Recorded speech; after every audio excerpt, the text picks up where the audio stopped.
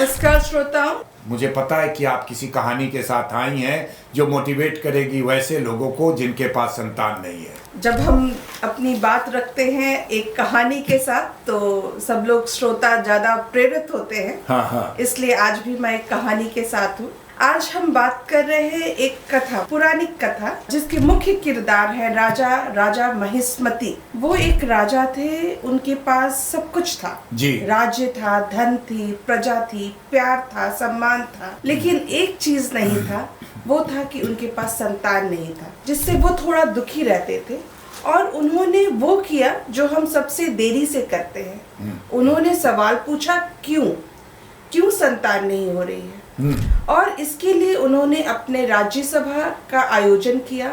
सारे वैद्य आए और सबों ने चिंतन किया कि क्यों संतान नहीं हो रही है जी। और उस सभा से जो कंक्लूड किया गया वो ये था कि अब उनके पहुंच का ये चीज नहीं है, आगे दूसरे किसी विशेषज्ञ के पास भेजा जाए।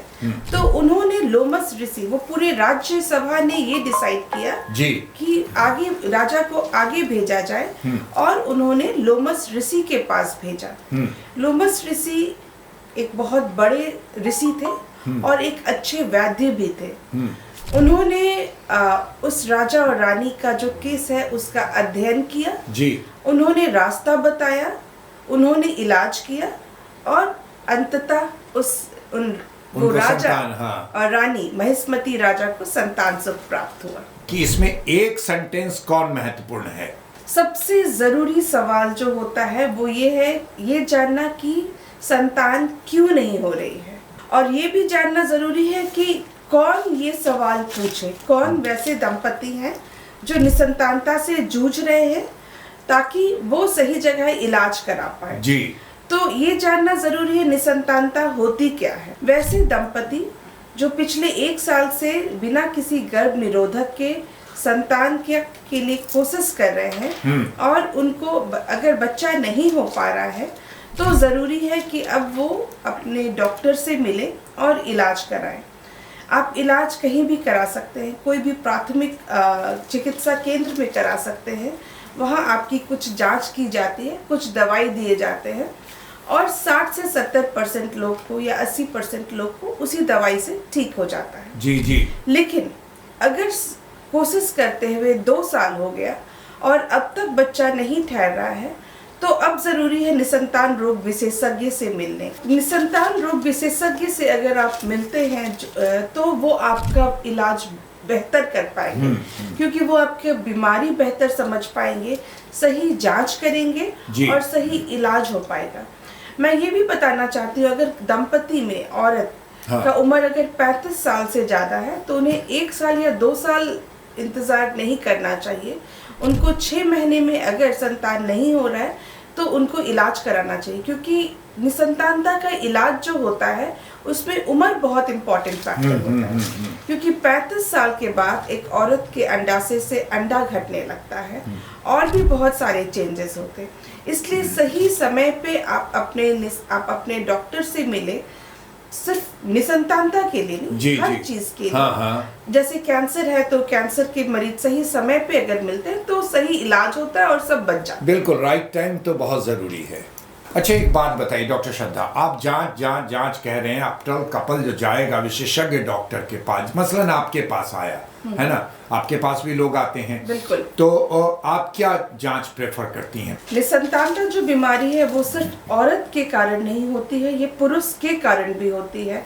और इसलिए जब भी आप डॉक्टर के पास जाते हैं तो जरूरी है कि दोनों दंपति जाएं और जांच, जो प्राथमिक जांच होता है वो ये देखा जाता है कहाँ दिक्कत है, यानी कि औरत के अंडादानी में कोई दिक्कत है, या तो अंडा खत्म हो गया है जिसके कारण बच्चा नहीं ठहर रहा है, या अंडादानी में अत्यधिक अंडा है जिसको हम लोग PCOD या PMOS कहते हैं, जिसमें अंडा नहीं बनता भी नहीं है और फूट भी नहीं पाता है।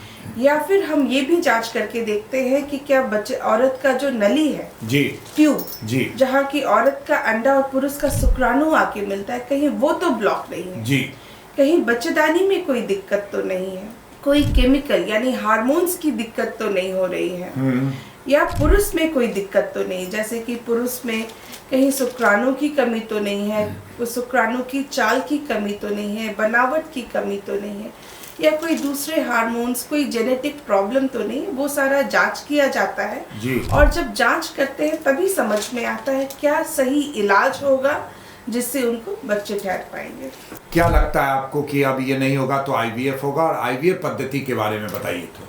बिल्कुल, सबसे पहले तो जब आप जाते हैं तो अधिकतर लोग को दवाई से ही ठहर जाता है, 70-80% तो सिर्फ दवाई से ही ठहर जाते हैं उनको बच्चा, और वही बेहतर है। जिनको अगर दवाई से ठहर जाए वही बेहतर है जी। लेकिन जिसको कारण जटिल है या शादी के बहुत सारे 3-4 साल 5 साल से ज्यादा हो गए, 10 साल हो गए, 15 साल हो गए, मैं ये भी बताना चाहती हूँ कि जिनको शादी का अत्यधिक साल हो चुका है उनके लिए भी उम्मीद का किरण है, और उनके लिए जो सबसे बड़ा उम्मीद का किरण है वो है आईवीएफ जी। निसंतानता का एक बहुत बड़ा इलाज जो होता है, जो विज्ञान की तरफ से देन है इंसान को, वो है आईवीएफ।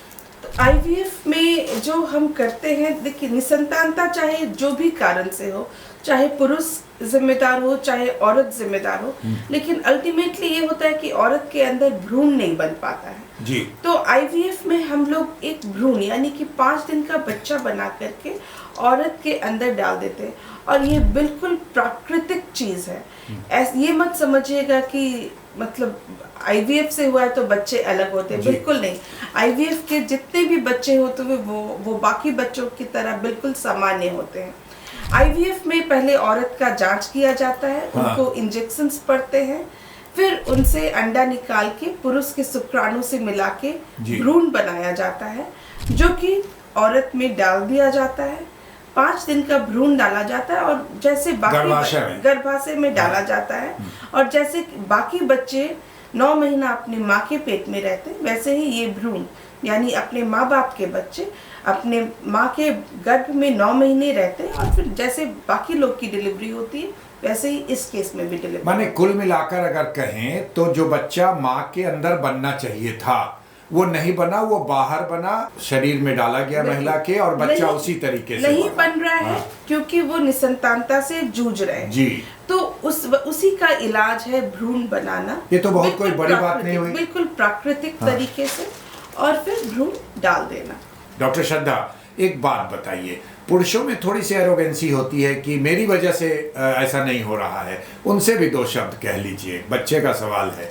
नहीं, आजकल के पुरुष काफी समझदार हो गए हैं, और अच्छी बात है कि पुरुष और महिला यानी कि दंपति दोनों आते हैं जांच कराने के लिए, और जो पुरुष ऐसा सोचते हैं कि उनके वजह से नहीं हो रहा है, आप एक बार अपना जांच तो करा लीजिए, कम से कम ये तो जान लीजिए कि कहीं आप तो कारण नहीं है।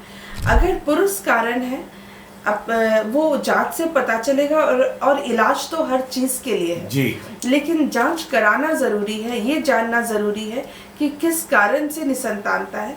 कारण जो भी होगा उसका इलाज किया जाएगा, सही इलाज से ही निसंतानता दूर होगी, और वैसे दंपति को संतान सुख प्राप्त होगा। क्या किया जाए कि आगे चल के ये समस्या नहीं है, डॉक्टर होने के नाते आप? बिल्कुल, वैसे लोग पुरुष युवा युवती जो कि ये कार्यक्रम सुन रहे हैं, उनके लिए भी ज़रूरी है कि हम अपना लाइफस्टाइल ठीक रखें, क्योंकि निसंतानता तेजी से बढ़ते जा रही है। हर 6 में से 1 दंपति वैसा है जो निसंतानता से जूझ रहा है जी। और क्योंकि ये तेजी से इसलिए बढ़ रही है क्योंकि हमारा लाइफस्टाइल खराब हो रहा है, यानी कि हम खान पान पे ध्यान नहीं दे रहे हैं। सबसे ज़रूरी है सुबह उठ के पहला जो नाश्ता होता है वो समय पे कर लेना।